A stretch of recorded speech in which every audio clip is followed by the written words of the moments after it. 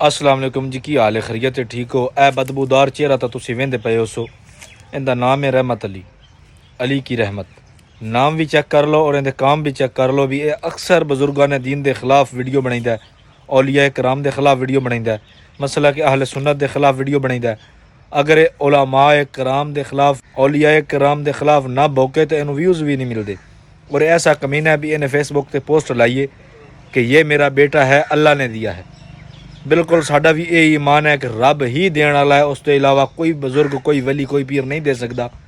सिर्फ रब ही वहदहू ला शरीक है और वही पूरे जहान का मालिक और खालिक है। उनके तो बगैर कोई एवं पत्ता भी नहीं हिल सकता तो ना ही कोई हिला सकता है। ये खबीस को पुछो भी पुत्र के हाथ च कड़ा पाया होया सूँ, साढ़े मसलक के नज़दीक तो हराम है। ये किहड़े पीर को जाके यकदम करवा आइए। ऐसा बेगैरत है कि वीडियो तो बुजुर्गों ने दीन के खिलाफ बनाई थे, हूँ कड़ा कि दरबार का पाई वदा।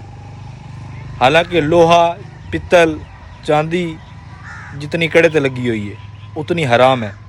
और सोना यानी जेड़ी भी धात है ना, चांदी भी कुछ मासे है, उस तो इलावा कोई भी धात है, पित्तल वगैरह जो भी है, कड़ा है पे, हर चीज़ हराम है। इहदे नाल नमाज भी नहीं होती, इस हद तक हराम है। और इहदे कोलों पुछो भी गल्लां ते बजुर्गों ने दीन के खिलाफ करना मनहूस चूया।